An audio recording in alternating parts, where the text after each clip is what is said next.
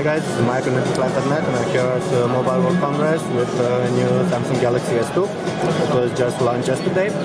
This comes as a successor for the Galaxy S, which is one of the most popular phones of the end of 2010.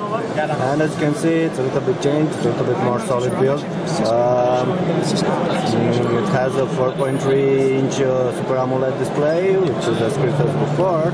Actually looks very good, and it now runs Android 2.3 Gingerbread. It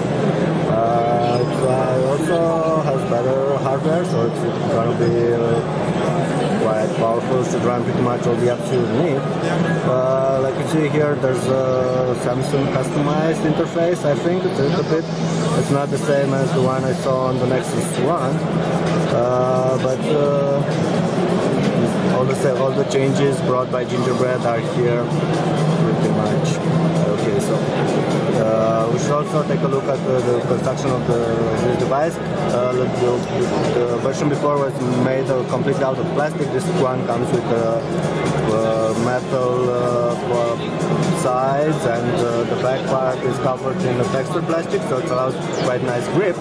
There's also an 8 megapixel camera with a LED flash, and like I said, the big screen on here. There's a front-facing camera, and I think this is the proximity sensor. And on this other side you have the volume rocker, and on top you have the headset. So it looks pretty nice. Of course, here there's the mini USB port used for charging and for connecting to your device. There's also a bigger battery in here. There's a 1600 milliamps battery. So I had some problems with the previous Galaxy S battery. I couldn't use it for entire work day. I think this one should be better.